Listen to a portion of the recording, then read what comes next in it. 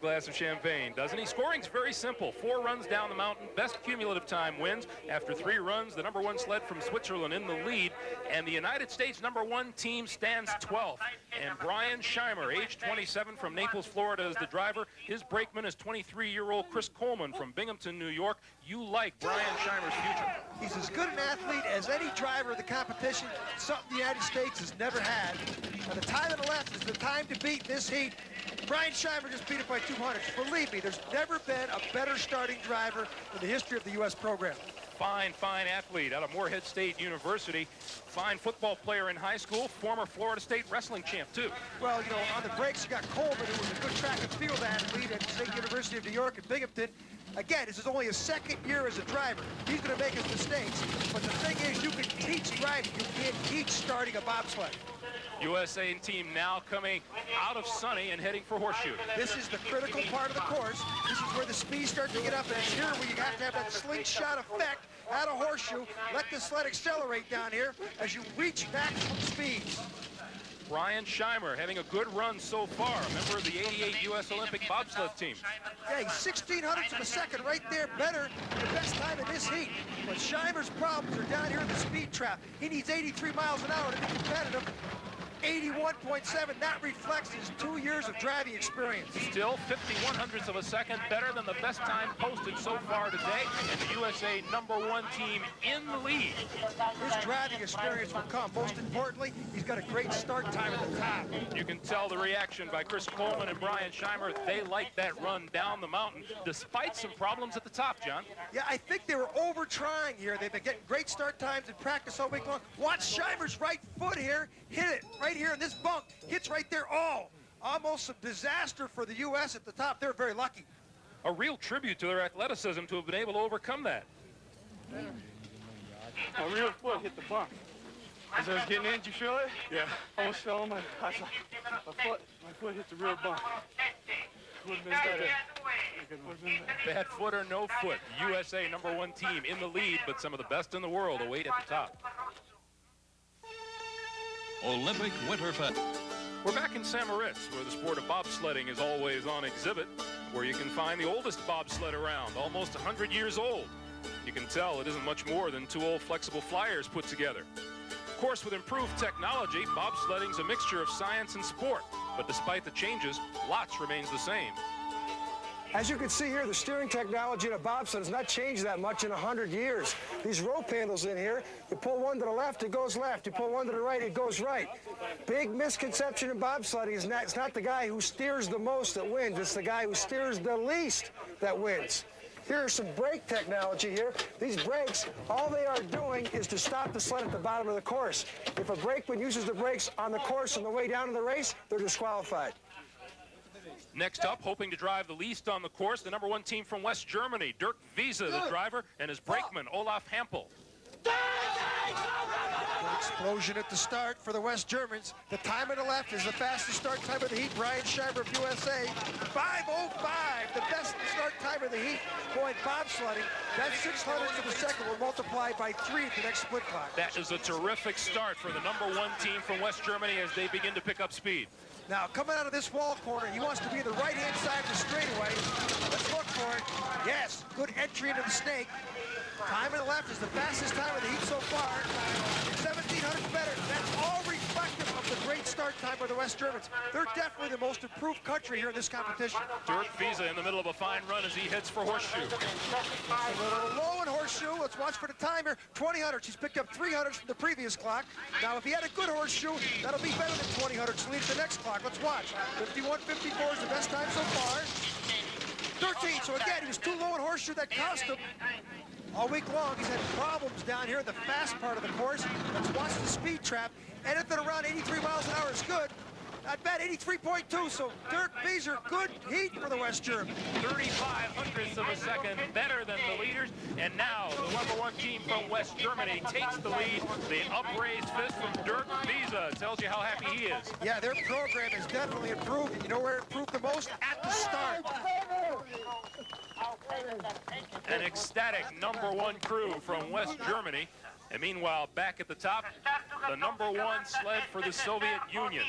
Sintasik and Juris Tona get set and hope to make amends for a mistake in the second run. Yeah, watch what happens here. One of the greatest starting teams in the world. Look at the mistake he made. That's like missing an extra point. I mean, unbelievable that a team that good can make a mistake like that. Meanwhile, down below, Dirk Visa pleased with his run and will now keep one eye on the clock and the number one team from the Soviet Union.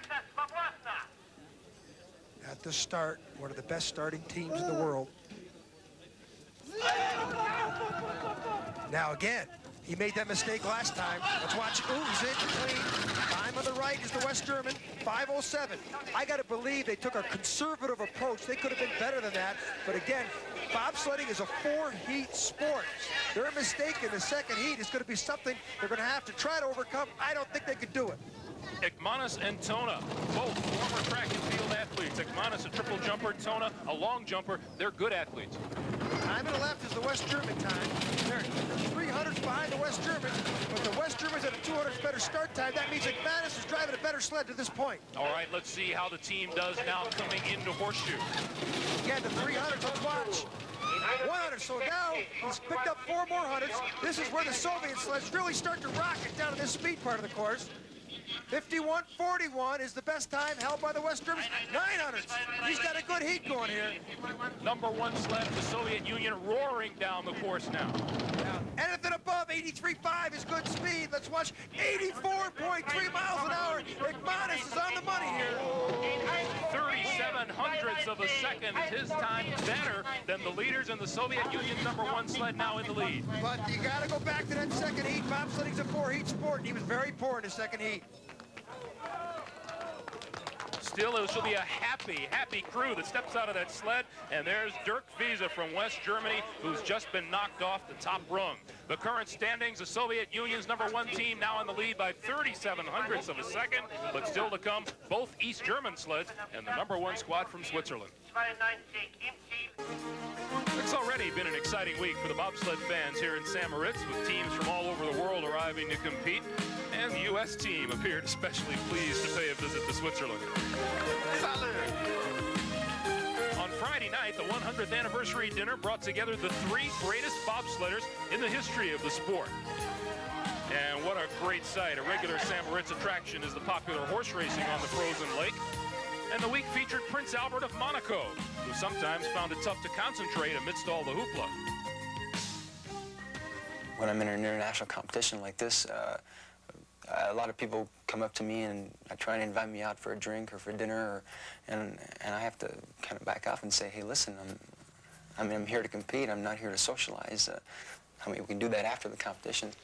Well, the Prince did okay socially, and he stands 21st in the competition as he approaches his 4th run. Meanwhile, the Soviet Union in the lead, Sintasik now awaiting the East German number one sled. And one of the best drivers in the world, Wolfgang Hoppe. Greg, take a look at the advertising on his chest. The Berlin Wall came down and the commercial sponsors have jumped in. This is the East German sled of old. Now take a look at the East German sleds of new, white with their advertising all over. There's one thing that they haven't changed, though, is their start times. They're one of the best starting teams in the world. 5:05 is the West German time, 5:09. Wolfgang Hoppe and Brakeman Bogdan Newswood the last 2 or 3 years have been the best starting team in the world. A lot of teams have caught them, and I'm sort of questioning the motivational factor. Winning 2 golds in Sarajevo, 2 silvers in Calgary. I don't think there's anything left for this guy. I've never seen him in 3rd place in a two-man event in my life. Heading for the first split times will give us a good idea of how Hoppe is doing. 11 hundredths of a second more. That's related to that 400s down at the start. But again, Hoppe is the best driver in the world at the speed part of the course. Let's watch him at Horseshoe. Ooh, he's a little high at Horseshoe. 900s. Boy, I don't know. Wolfgang Hoppe being in 3rd place going into the final heat, unlike him. 5-time world champion, driver of the number one sled from East Germany. In November, he was demonstrating against that East German government. That's where his focus has probably been. His focus had better be on the lower part of the course right now. 1:05.30, the time to beat to take over first place, and he's got it by 14 hundredths of a second. Yeah, but boy, is he lucky that the Soviet Union, Ekmanis, had a bad second heat, or Soviet Union 1 would be ahead of him right now. And Sintasik of the Soviet Union sees the time on the clock and knows he's no longer the leader. That honor goes to Wolfgang Hoppe, who takes over the number one spot And let's go back to horseshoe, John. Well, look how high he is here. This is unlike Hopi. And we're going to show you the Soviet Union sled here below him. It doesn't take a rocket scientist to figure out the fastest line to the bottom is the medium-high line and not the high line that Hopi took. He lost 2,400 to this heat because of that.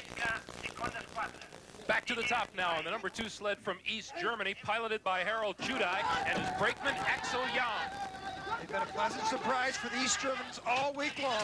Now the time on the left is the West Germany number 1 time, 5:08, 300s off the pace. Not bad for East Germany number 2. 26-year-old Harold Judai. He'll turn 27 on February 14. Unusual situation here. He has a chance to perhaps overtake his lifelong idol, Wolfgang Hoppe. Yeah, and I don't know if Hoppe's bad or he's good, but it's not a situation I think that the East Germans want to see the East Germany number 2 sled overtaking East Germany number 1 sled. That's a good time so far for Harold Judai of East Germany number 2 sled. Former kayaker coming out of Sunny now and into horseshoe. Good line through horseshoe. That reflects the time right there. Judai now pacing the lower part of the course, and this is the big challenge for him. He's only been driving bobsled since 1987. Boy, typical East German pilot. He's really coming on. Coming through Gunther Sachs, 1:05.23, the time he needs to beat to take the lead as he approaches the finish line. And he's got it by 0.28 of a second. The number 2 sled from East Germany is now the leader. That's a major upset for Harold Judai to beat his idol Wolfgang Hoppe. First time Judai has beaten Hoppe in World Championship competition. Look at Axel Young. You think he's a happy man? That's worth a high five and 5 more as the number 2 squad from East Germany takes over the lead by 0.28 of a second. But still to come at the top of the run, Switzerland's number 1 man, Gustav Vader, who knows this track better than anyone else. Performance by that man, Harold Judai, but back up top, the man who carries all the hopes of the Swiss fans here, Gustav Vader. And in bobsledding, you need the good start. Vader is off. 5:05 is the West German start. 5:04, the best start of the competition. That speaks for itself, Greg.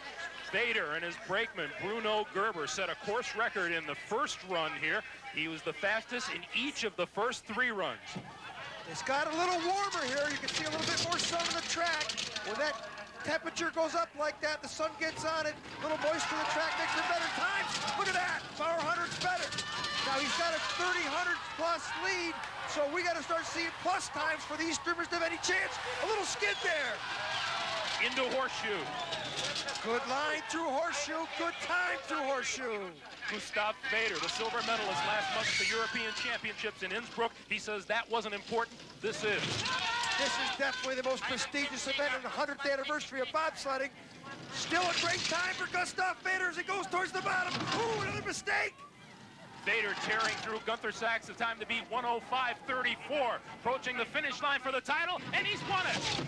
Gustav Vader goes down in history. This has got to be the most prestigious World Championships ever staged. Probably as important to him as any Olympic Games medal. Gustav Vader attended Bob School here in St. Moritz. He trains here in St. Moritz, and he has just won his first World Championship in the 2-man competition. In bobsledding, if you have the fastest time at the start, you have the chance of having the best time at the bottom. Vader and Gerber saved the best for last and nailed the fastest start time of the competition. Swiss precision timing, Swiss precision starts. So the Swiss, Gustav Vader, 4:19.90, win it by 0.4 of a second, and John is with the world champion. What does this mean, winning the 100th anniversary of bobsledding in Switzerland? Is this as big a moment as Olympic Games? Yeah, I think so. It's like Olympic Games. It's one of the biggest, it's a big deal, and Forever a memory. forever, yeah, forever, I think. The Swiss will remember this for a long time. World champions in the 2-man, Gustav Vader and Bruno Gerber. From the top of the world, St. Moritz, Switzerland, for John Morgan, I'm Greg Gumbel. So long, everyone. Well, athletes. And Switzerland, too. And before we continue with the 4th and final run, John, let's take the viewers for a ride on the St. Moritz course. Greg, John Madden would love this course. It's a natural track and a natural surface, unlike the artificial tracks we've seen in the last 4 Olympics. First big challenge, the wall corner. It's a sweeping left, and the pilots want to keep the sled off to the right here. Snake. Change of direction twice. Now the gradient of the course goes down even farther. Sunny corner. No steering here. He wants to allow the sled to accelerate. Nash and Dixon. Another quick change of direction. Now down the long straightaway into the most famous corners of the world, horseshoe. 180-degree change of direction. 4 G's of force. And a good line through there will give him a slingshot effect down the rest of the course. Here into Shamrock. Still gathering speed into Devil's Dyke. Just a simple squeeze of the driving mechanism will steer the sled on and off these corners at 75 miles an hour. Through tree on the way to leap, another change of direction to the right. Approaching Gunner Sachs, the fastest part of any bobsled run in the world, 86 miles an hour. Big sweeping left into the finish corner. Greg, that's the quickest way to slide 1,575 meters.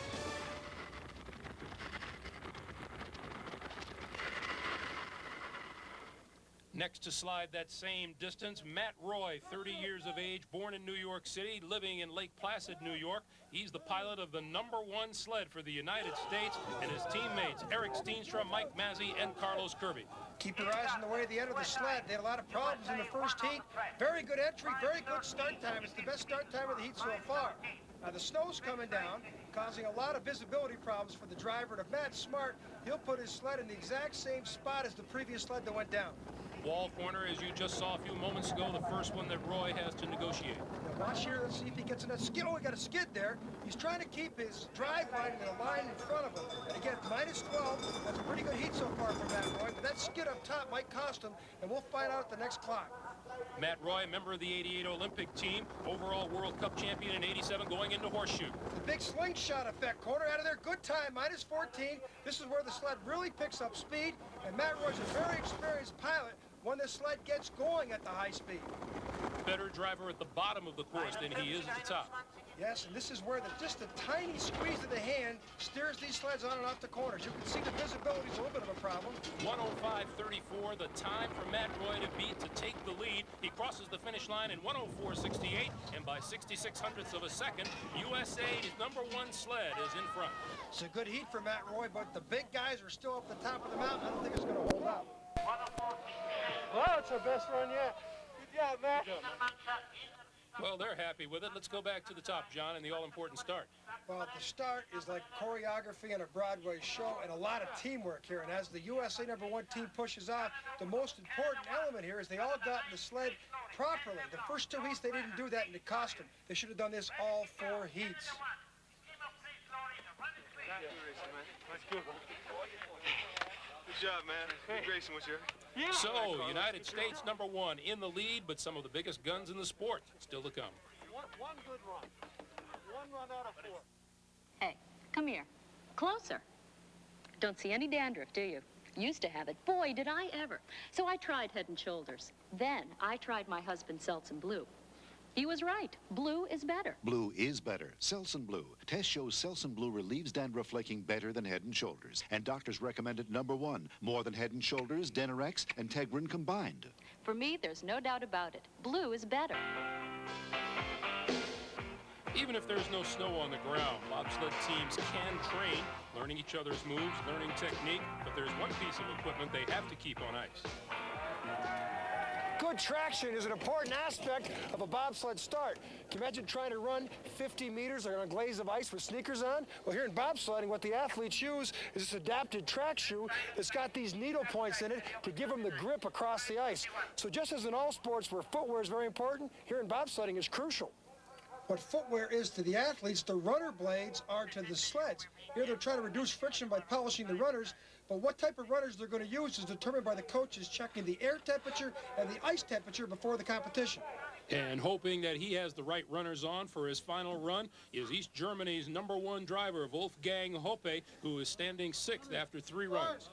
Different type of start technique than the United States uses. He comes up to the block. One of the best starting teams in the world in the past, but the last week or so they had fallen off that. There's the 5:08 start, 700ths worse than the best start time of the heat. Can't understand his performance so far. I've never seen him this far back in the pack going into the fourth heat. Wolfgang Hoppe brings quite a tradition into this bobsled competition. Double Olympic gold at Sarajevo in '84, double silver at Calgary in '88. As he's through the snake corner, now into the big sunny corner, plus 10. That's relative to the start time. Remember, he was plus 7 at the start behind, so we'll see what he does down to the big horseshoe corner coming up. Hoppe into horseshoe and out of it. Take a look at his time, and he shaved a little bit of time off. That's a good indication he's going to be better down here in the bottom. The East German sleds go a lot faster on the bottom. We've seen that so far in the competition. Wolfgang Hoppe, a sergeant in the East German Army, works in the Army as a mechanical engineer. He's now engineering the bottom part of this course. Pretty good time so far on the bottom. Again, good speed, 86 mile an hour. It's the fastest speed so far. Great speed at the bottom of the course, and Wolfgang Hoppe has taken over the lead. His total time, 4 minutes, 14 and 6/10 seconds. And so East Germany's #1 team has taken over the top spot. It's the Wolfgang Hoppe we know in that position. Good speed at the bottom. Did it like typical East German pilot. John, folks may wonder if the other three guys are just along for the ride after the start. Well, some people used to call them sandbags, but these guys in the back of the sled are fighting upper runner pressure here. In case the sled comes out of 2 runners, they'll flop the sled back down in team unison. So East Germany won in the lead now, and Wolfgang Hoppe will relax and keep an eye on the scoreboard as we go back to the top. And Nico Baracchi, the pilot for the #2 sled from Switzerland. Yeah, in a sport of hundreds of seconds, the Swiss coaches are down in sunny corner evaluating Hoppe's line. They're going to radio back up to Baracchi so that he can get the best information for the best line through sunny. Let's see how well Nico Baracchi has gotten his information. Good starts, the mark of the Swiss teams. We'll see how well Baracchi's team has gotten off on this 4th and final run. 7/100ths of a second better than the best starting time so far. And what an advantage that is when you come off the top of the hill like that. Again, you can afford to make a minute mistake down below if you got the best starting time on the hill like Baracchi. Nico Baracchi, the silver medalist in the 1989 4-man championships last year. Let's watch for this first split time on the left. Let's see how good a start he had. And this reflect, yes, minus 1900s. And right here in Sunny's where they got the radar trap set up. So that line there, we'll find out how good a line he had at the next split clock coming up here on a horseshoe. Baracchi into and out of horseshoe very well. Well, that must have been good information because he picked up 800ths more. Now watch this Swiss pilot here in the straightaways. He ducks his head below the cowling to produce aerodynamic drag like right there. 32-year-old Nico Baracchi picking up speed. Now we're in the leap. Now in the gunner sacks, the fastest part of the course. Good speeds. 83.7, it's not as good as Hoppe. 104.37 to beat, take the lead, and he does. 53/100ths of a second, and Nico Baracchi of the #2 team from Switzerland is now in front. Well, he did not have as good a speed time as Hoppe, but that great start time at the top enabled him to eliminate that speed deficiency at the bottom. John, once again, we go back to the importance of the start. Let's compare the Swiss 2 start with USA 1. Well, there's no difference between the athletes. The athletes from the U.S. are as good as the athletes from the Swiss, but the athletes from the U.S. got put together in January. The athletes from the Swiss got put together way back last July, and 500 start times in the summertime. Look at the start, 494 to 513. Says it all. Well, the native of St. Moritz, Nico Baracchi, being cheered by his countrymen down at the bottom, while back at the top, Ingo Appelt, the pilot of the #2 sled from Austria, takes his turn. Been a surprise so far in this competition to be in this position going into the 4th heat. See what kind of a start Appelt and Austria 2 get off to. 5:01, and that's not bad. Why a surprise, John? Well, his home track is Innsbruck, Austria, only 1,200 meters in length. The St. Moritz course is 1,575 meters. That extra 10 seconds of time is a problem for him in the concentration area. So he has problems at the bottom of the course. Especially in the speed trap, but he's a very good pilot up top, and we'll see that in the first split time here. There it is, 700s down at the start, only 700s down at the first split. Means he's driving an excellent sled to this point. 28-year-old Ingo Appelt from Innsbruck, Austria, where his family has a jewelry store. You know, being involved in the jewelry business, a jeweler uses diamond paste to cut a diamond when he reduces friction. They're accusing Appelt sometimes of putting diamond paste in his runners to reduce friction on the course. Still 7/100ths of a second off the mark as he begins to get to the speed part of the course. Here he comes through Gunter Sachs. So far, he's driving a great sled. This is not a good thing for Baracchi and the Swiss. 85-mile-an-hour speeds, good speeds. 13/100ths of a second, and by that margin, he goes into the top spot.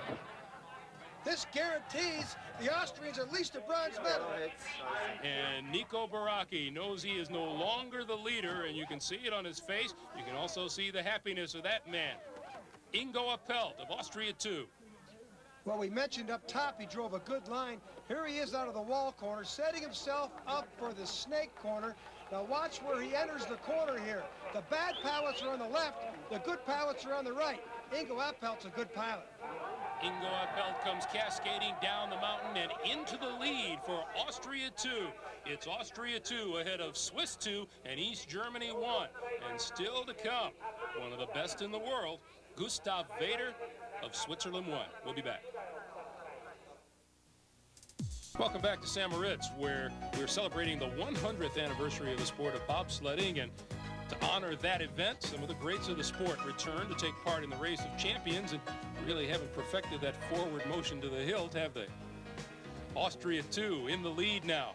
Swiss 2 is running second, and East Germany 1 is third. And Ingo Appelt of Austria 2 will keep an eagle eye on the scoreboard as Harald Chudai and the number 2 team from East Germany begin their final run. Let's flash back to their second heat, John. Well, this here really determined the race so far. He let the sled get way up high in Horseshoe. He's going up, and all the other runner marks are going down. And look at that runner tip. That means he's really pulling on those runners. When you pull that much in the runners, that causes a lot of friction, and that causes a lot of loss of time. Harald Chudai, the number 2 squad from East Germany, consistently outperforming the number 1 driver, Wolfgang Hoppe. He's going to need a good start time here to overcome the Swiss. And the Austrians at the bottom, 11 hundredths deficiency at the start. But I tell you, for a new pilot, Chudai has been excellent on the bottom part of the course. Harald Chudai turned 27 years old last week. He also finished second in the 2-man competition a week ago. I think he's even surprised his countrymen be doing this well, especially beating his lifelong idol, Wolfgang Hoppe. Time at the left is the Swiss number 2 time, 1300. That's not bad considering he had 1100 deficient start time at the top. But this is where the sled really starts to motor. Let's take a look at the line that he chooses in Horseshoe. And looks pretty low, John. Low line, but a good line. And again, I think he learned his lesson from the second heat problem. We've been talking about how Harald Chudai has been outperforming his idol, Wolfgang Hoppe. Why? He's got more motivation to win than Hoppe. Hoppe's already won everything. And I think Wolfgang Hoppe is an athlete's in a slump. But Harold's in no slump. He's been driving a great sled, but he makes the mistake right there. 1:04.08, the time to beat. Harald Chudai coming to the finish line and takes over the lead by 1/10 of a second. Boy, that's bobsledding at its best. 4 times down the mountain, 4 miles distance. The East Germans beat the Austrians by 0.1 of a second. And Ingo Appelt of Austria 2 has just seen his lead go down the drain. East Germany 2, the new leader. That leaves just one more sled that can challenge for the lead, but it is a significant one. Swiss 1 and Gustav Vader, number 1 after 3 runs, and a chance to win it all here. And John Vader has put in a lot of time preparing for just this moment. He's a real student of the game. Here he's practicing mental imagery of every part of this course. Here he is in his mind. He's practicing different approaches in and out of the corners. Gustav Vader is where he's at because of summer training like this. All aimed toward one big payoff here in St. Moritz. Down at the bottom, the current leader, Harald Chudai of East Germany. Gustav Vader in the biggest heat of his life. He's already won the 2-man. He's a chance here to win the 4-man in the 100th anniversary of bobsledding in his home country of Switzerland. If he wins this race, he'll be in bobsled immortality. He'll become a Joe Montana of bobsledding. 28-year-old Gustav Vader, who used to be a downhill skier, says skiing is the best training for a bobsled pilot because skiers learn how to negotiate turns. They also know how to be on the edge, and this guy's been on the edge for 2 weeks here in this course. -1, that's a great indication that he's on his game early on here.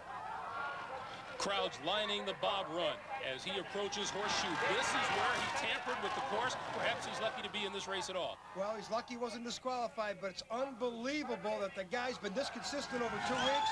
He can't hear that crowd on the way down because he's focused on everything that's in front of him. Gustav Vader in a race against the clock for the World Championship. And bobsled immortality is only 300 yards from the finish. Through Gunter Sachs, 1:04.34, the time to beat as he comes to the finish line, and he's won it by 49 hundredths of a second. Boy, he never let up. He was consistent all 4 heats in the 2-man, all 4 heats in the 4-man. A tremendous performance by Gustav Vader and his team.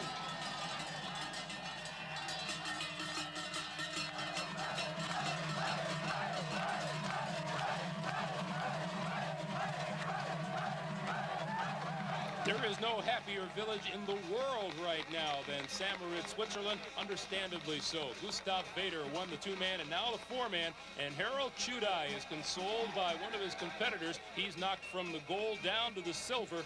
And you know, if Gustav Vader's concentration was affected by the fine and the probation, it certainly didn't show at all. Vader wins the world championship. That controversy was around horseshoe, where he was tampering with the course. John is with Gustav now. Gustav, tell us, why did you want to make the change in horseshoe? I tried to change a little because of the security, and I tried to give the horseshoe a better line. Is there any more future in bobsledding for you? Is this it? Yeah, it's a very big success, I know, and for me it's the greatest I can achieve. I can achieve, yeah, and we will see in Albertville if Olympics can give us more than here, but it's very difficult to have more success than here in St. Moritz at the 100-year bobsport. Gustav Vader couldn't have picked a better time. Switzerland 1 walks away with the gold. East Germany 2, the silver. Austria 2, the bronze. United States #1 sled 13 and the #2 sled 15. Gustav Vader and Swiss 1, world champion of the 4-man bobsled. For John Morgan, I'm Greg Gumbel. Goodbye, everyone, from St. Moritz, Switzerland. But Daddy, Mommy's kid. Bobsledding is a fast and dangerous sport, which calls for courage and teamwork. The American bobsled team's courage has been tested, and their teamwork has been questioned. They came to Lillehammer eyeing their first medal since 1956. But Brian Scheimer's 13th place finish in the 2-man was a sign that this would not be the year. Gustav Vader of Switzerland has demonstrated the courage to win Olympic gold on more than one occasion. Last Sunday, the resilient Vader came from behind again to capture his 2nd consecutive Olympic gold in the 2-man.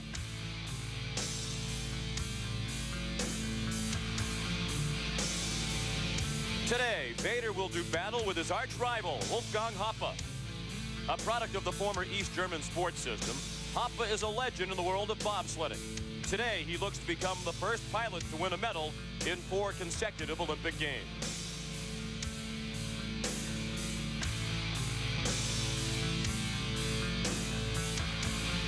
Standing in their way is Hoppe's countryman, Harold Chudai. The man who was forced to spy on his teammates by the East German secret police has a chance to become a national hero. Today, here in Hundertfossen, 2 of the most successful drivers of all time will try to catch a man who has never won an Olympic medal in the final 2 runs of the 4-man bobsled competition. Hello, everyone, and welcome. I'm Sean McDonough, along with John Morgan. It's great to have you with us as the 2 legends, Wolfgang Hoppe and Gustav Vader, continue their pursuit of Harold Chudai. Hoppe, who is standing 3rd at the moment, is also looking for his record-tying 6th Olympic medal. Well, he's on a quest twofold here today. One, he wants to establish himself as the greatest Olympic bobsled driver ever. If he wins a bronze, he'll do that. The second thing is the German team was tremendously embarrassed here last weekend. It's the first time the Germans have not won an Olympic bobsled medal in an event since 1964. So they're out to put 2 Germans on the podium at least, Sean. And the man who won the gold medal last weekend in the 2-man is Gustav Vader. He's trying to become the 5th man in Olympic history to win double gold here today. Well, he's got a chance to do it. He had a bad first heat. He got way behind Chudai unexpectedly because Vader's such a great technical pilot. Second heat, he got a few hundredths back. But, you know, it's Chodai's race to lose right now, and it's Vader's race. All he can do is hope to hit 2 home runs and hope Chudai chokes a little bit. And the great story of this competition, one of the great developing stories of the Olympic Games of Lillehammer, the story of Harold Chudai. 2 years ago, he was embarrassed internationally when it was revealed just before the Albertville Games that he was a spy for the East German secret police. Now he might be 2 runs away from an Olympic gold medal. Well, last year's World Cup here, the test event here in Lillehammer, was only 2 heats, 1-day competition. He won that event. He did the same thing yesterday. He's the leader at the end of 2 heats. The difference is there's 2 more heats. It's a 4-heat competition. But Chudai's a pretty relaxed guy. You look at him, he doesn't get too nervous about anything. So I think he can pull it off. Chudai's lead heading into today's third run is 0.12 of a second over Gustav Vader and 0.18 over Wolfgang Hoppe. Austria 1 and Hubert Schosser running fourth. Italy 2 and Gunnar Huber fifth. The American sleds are hoping for a finish in the top 10. At the moment, Randy Will in USA 1 is 10th, and Brian Scheimer in USA 2 is 11th. The Czech Republic is at the start, but Brian Scheimer is supposed to be up here in the third run. That's a developing story. Here's Jim Gray. Well, Sean, there will not be an American first run down the track because the sled USA 2, led by driver Brian Scheimer, has been disqualified because his runners failed to meet the temperature criteria. Now, the test runner was taken at minus 9.5 degrees centigrade. You must be within 4 degrees of that. The Americans checked in at minus 4.6 degrees centigrade, so they were 0.9 too hot. Therefore, the disqualification. Now, 3 other gauges that the Americans used, their own, the judges' backup, and the Swiss, all said that they conformed. However, the official judges said they did not. Therefore, they were disqualified. Very often there is one sled who has runners too hot. That's happened very often during a season. It's not unusual. I'm not surprised. And you're saying there's no way your gauge could have been off at that point? Our gauge is right, because we use it for all the sleds. I've never, in 9 years, have ever been disqualified from a race. I don't know if I've ever known anybody to be disqualified from a race because of warm runners. Why the Swiss are right, the German are right, everybody is right, except one sled. All the sleds are right this morning, except one. Now, this disqualification only adds to the number of controversies and continuing problems that the United States bobsled team has had. This one underlying the frustration and disappointment. I'm still in shock. I don't know. It just hasn't really hit me yet. I mean, I can't believe we're not here racing. I worked so hard to be here, and just because of a 2 degree or something temperature that where you think you're fine is all of a sudden you're not in the race. So life goes on, you know. Last year there was such high hopes that these games would produce a medal for the United States Olympic bobsled team, and today they're not even able to make it down the track. In all my years in this sport, I can't recall a team getting thrown out in a major competition for hot runners. It's very common that when a team comes to the track a half hour in advance that they have hot runners, but it's very easy to cool them down with snow, and especially with temperatures here in Norway extremely cold. I can't believe the judges wouldn't allow for more flexibility to allow a competitor to compete, especially when he's only 0.9 over the mark. I'm shocked. So as the American team continues to unravel, the focus shifts back to the leaders, and Gustav Vader in Switzerland won in second place after 2 runs. He's 0.12 of a second behind the leader, Harold Chudai.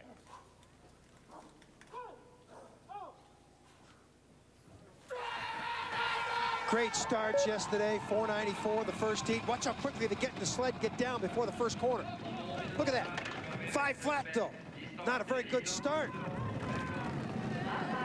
Starting late in the first heat yesterday, Vader had the 4th best time. Then he had the best time in the second run to move up into second place on the heels of Chudai. Well, he's got a slower time than yesterday. 27:43 is what he had yesterday. 27:67, that's way off. You know, it's better than the sleds have come down so far, but it's either a slower track or a slower Vader time. Look at the heads perfectly behind Vader. Watch 13, this is where he's had problems in both the 2-man and 4-man, but cleanly down the straightaway that time. First time he's been through that albatross for him. 52:04, Sean. That's either a slower track or a bad time for Vader. We're going to have to wait for one of the competitive sleds to come behind him. I think it's a slower track. It's by far the slowest run of the 3 for Gustav Vader. Well, watch how quickly these 4 athletes enter the sled. Look at the feet right here coming at us. Look at that for continuity and choreography. Watch the power steps into the sled. Now watch how quickly they get down. They're so much quicker than anybody else entering the sled. The push bars, you know, way in before anybody else. 0.17 of a second slower than his slowest of the 2 runs yesterday. At the start, Germany won, piloted by Wolfgang Hoppe. In 3rd place after 2 runs, 0.18 of a second behind his countryman Harold Chudai. Only 0.06 of a second behind Gustav Vader in second place. And Vader just had a slow time before Hoppe. The track seemed slower today. Well, 5-second start time for Vader, 4:99 for Hoppe, so believe me, this track is a slower track today. Not only at the start track, but down below. Now, the cumulative time we're going to see, Sean, is Vader's, and he's got the 600s lead like you talked about, and now it's only +1, so Mr. Hoppe's starting to close the gap. He's the most successful bobsled driver of all time with 27 medals collected at the Olympics, World and European Championships since 1983. But Hoppe said after yesterday's runs he'd be happy to escape from these games with a bronze medal. Well, you can see the handwriting on the wall. And there's a little scrape there. Not as much speed as Vader. He's losing time to Vader. So maybe Vader had a good heat on a slow track. Hoppe across the line, 52.14. Slower than the time posted by Gustav Vader. Well, we're on Vader's case for a slow track, Sean. Slow time, but I think it's just a slow track. Watch this at a curve 4. A lot of steering. Look at the runner tips here. Look at those runner tips. That's what makes him come over here. And look at the back end now, skidding. Boy, that's a bad mistake up there, the slow part of the track. That's why he got way behind Vader early. Boy, a little pressure on these experienced pilots. And Vader and Hoppe will wait as the leader in the competition, Harold Chudai, makes his third run. We'll have it for you after this message and a word from your local station. 1, it's my job to set the tone for this company. 2, to me that means being direct, being truthful. We call that straight talk. 3, straight talk means good. Across the valley from Hunderfossen, Halfjell, site of today's slalom competition. The aerial pictures are brought to you by Goodyear, makers of the all-new dual-channel Eagle Aquatread. Our leader with 2 runs to go is Harold Chudai. He's at the start looking relatively relaxed. As Mike Wallace reports, his Olympic experience 2 years ago is the worst memory of his life. This is the story of a German bobsledder who fulfilled a dream by qualifying for the Albertville Olympics, and then upon his arrival saw his life begin to unravel. As the newly unified German delegation marched in the opening ceremony, a Dresden newspaper revealed that bobsled pilot Harold Chudai had spied on his teammates for the Stasi, the East German secret police. His brakeman and longtime friend Axel Young was astounded by the news. I was disappointed in Harold because I thought I knew him, Axel says. I can't really estimate the pressure he was under, but I would have never thought he would do something like that. Imagine Annette Hannisch's shock when she learned from press reports that her boyfriend of 3 years had spied for the hated Stasi. I was stunned terribly when I found out, she says. And then when I saw his face on TV, I knew immediately that he needed help, that we had to go through this together. Chudai's eyes told the tale of a tortured soul. He admitted his guilt to the world, the confession of a spy. One evening in 1988, Harold Chudai had been driving home from a victory party. He was drunk, stopped by the Stasi.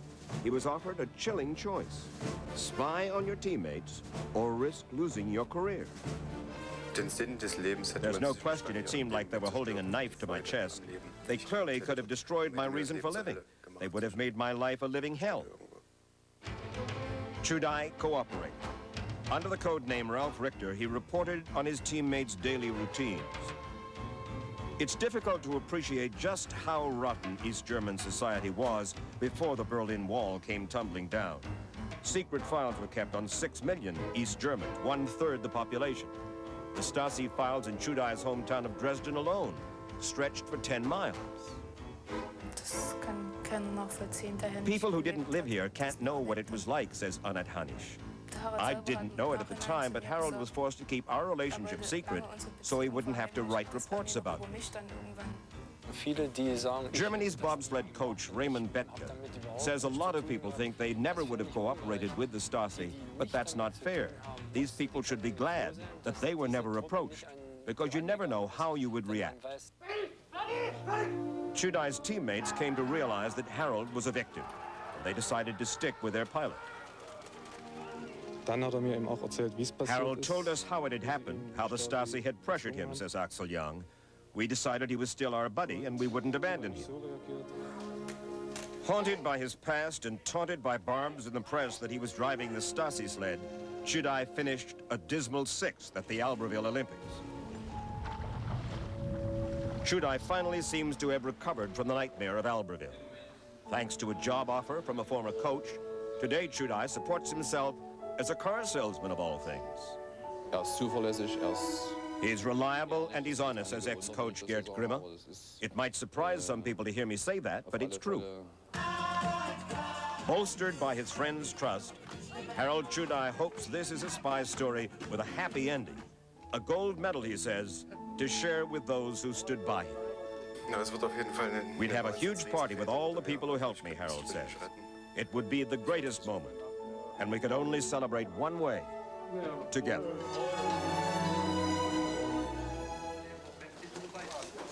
Now the 31-year-old German, Harold Chudai, the leader at the midpoint of the competition. He was the leader after each of yesterday's 2 runs. His lead entering this 3rd heat, 0.12 of a second over Gustav Vader.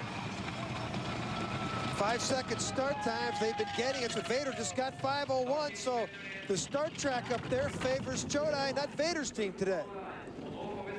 Chodai's team notoriously slow at the start. Yesterday they were losing 4 to 0.05 of a second at the start to Vader and Hoppa's crews, and they went to do a little extra weight training after their 2 runs yesterday.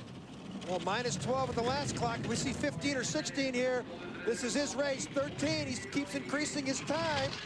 This is not what Vader and Hoppe wanted, was to let him get away from him here in the 3rd heat. Now it's back to 12, Sean. Here's the crucial part of the course. 4.5 Gs right here. He's 2 for 2 on this straightaway. He's now 3 for 3. Just a slight skid, but no scrapage of the wall for Harold Chudai with good speed. 79.5 miles per hour and across the line, still with the lead. But the lead has narrowed some. Yeah, Vader got 3 more hundredths off that, but this, I think it's a good heat for Chudai, coming down a couple sleds after Vader. The lead now 0.09 of a second overall for Chudai. He's got the perfect line, the medium-high line we talk about. Now watch the sled as it comes around. Watch the rudder tips and the heads. Hardly any move. A little bit of scrape there, but right here, these rudder tips are coming straight. He is on this side of the wall, which the other 2 times he was over here. So he might have come in a little bit late here. Didn't have as much speed as Vader. Lost a couple hundreds, probably that was the spot. But Chudai is still the leader. He has led the competition after each of the first 3 heats. And as we head to the final run, Chudai's lead is 0.09 of a second over Vader.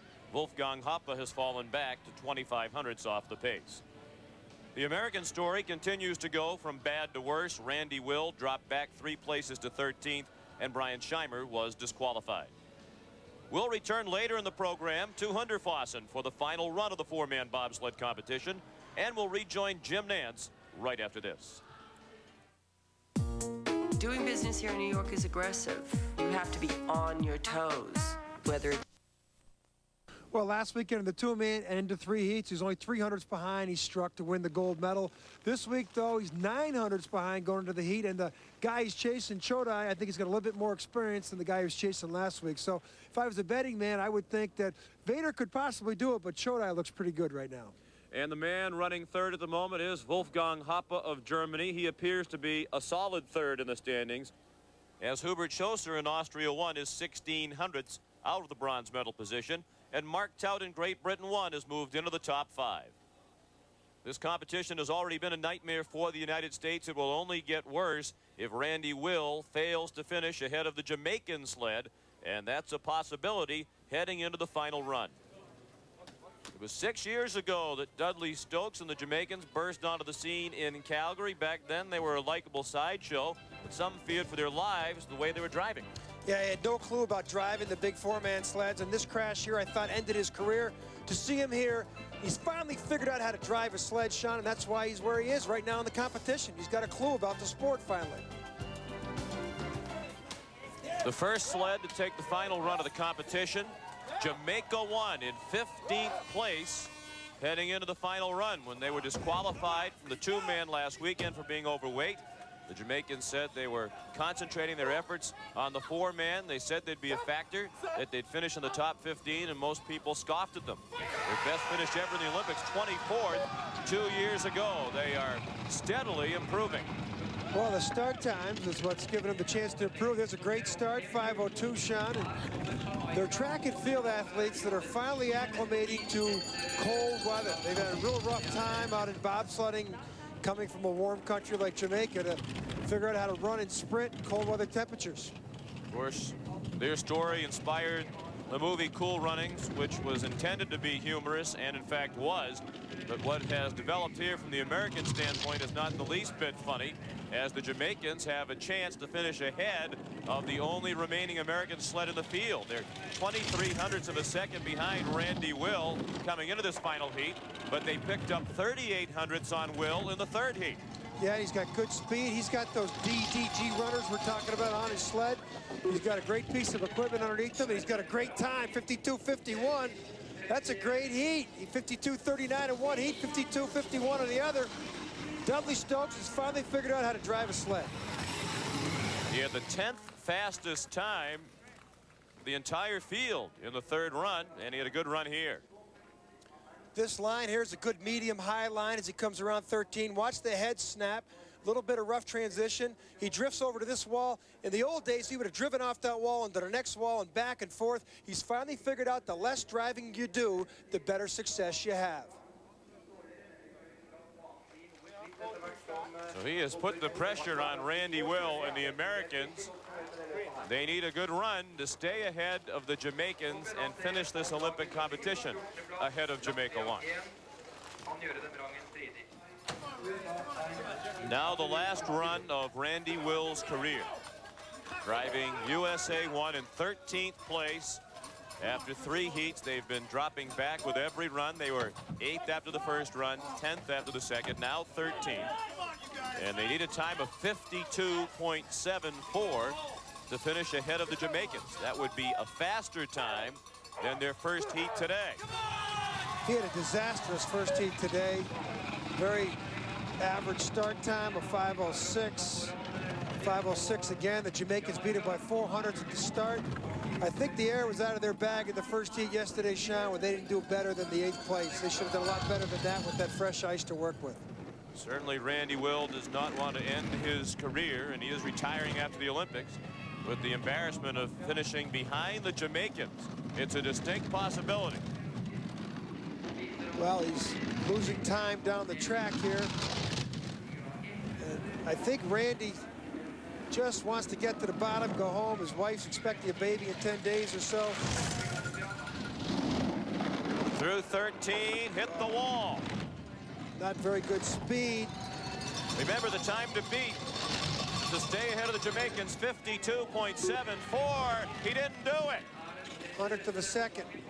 The Jamaicans will finish ahead of the only remaining United States sled in the four-man bobsled competition. Well, Randy had a lot better trip through 13 in the first 3 or 4 times. Look at the sled climb the wall here. Now watch the head snap and take a look at the runner tips. Not a bad transition. I think he made a driver's error there. He just drove the sled over to that wall, let it come straight, but that's what cost him that a couple hundredths that he got beat by the Jamaicans by. And no offense to the Jamaicans, but this is really the ultimate indignity for the United States bobsledding program.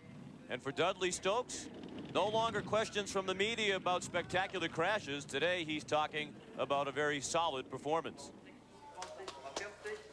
Now, Wolfgang Hoppe in Germany won. He said when the day began, he'd be happy with the bronze medal. And that seems to be the best he can do. He starts the final run actually closer to 4th than 2nd place. He's 18/100ths of a second behind Gustav Vader in 2nd place, while Schlosser in 4th was only 16/100ths behind Hoppe before his run. He's an athlete in the twilight of his career, Sean, and I think he'd be very content with that bronze medal. He has a chance to become the most successful Olympic bobsled driver of all time on this run. Hoppa has 5 medals. The record is 6, held by the great Italian Eugenio Monti, who won 2 gold, 2 silver, and 2 bronze.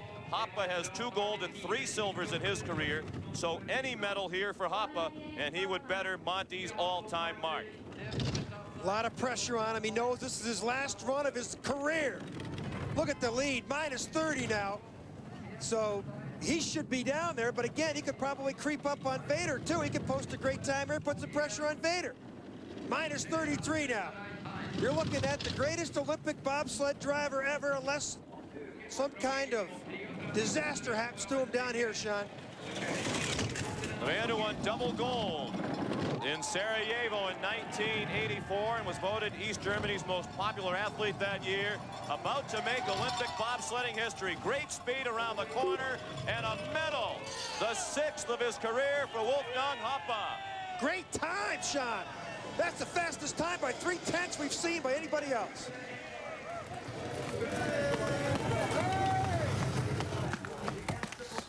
It's like a baseball player late in his career getting his 3,000th hit. This is where he did it, Sean, up top. One of the best starts we've seen in the competition. He's a big man. He's about 20 pounds heavier than he was 10 years ago. Look at the feet, his power step to get in. Watch all 4 of these guys get in. They're all big men. Watch their arms come up, down, and look at the heads behind them. Push bars out, great start. He said he'd be happy with the bronze. He has at least that. It could be better. Hoppa has put the pressure on Gustav Vader, the man just ahead of him in the standings. We'll see his final run right after this. Okay, 2 scoops of raisins make Kellogg's Raisin Bran taste so good, people forget it's good for you. What do you think? It's delicious. And? It tastes good. That's the same reason. He stole my answer. And it's not an answer. I agree with them. It tastes great. Okay. You got the first part right. Kellogg's Raisin Bran tastes good, but... Good for us! There are 2 reasons to eat Kellogg's Raisin Bran. The taste. And? Classic television. Hogan's Heroes. Green Acres. Arnold Zipper. Who played him? Nobody. He was the pig. Remember Family Affair? Mr. French. I loved him. He's attractive.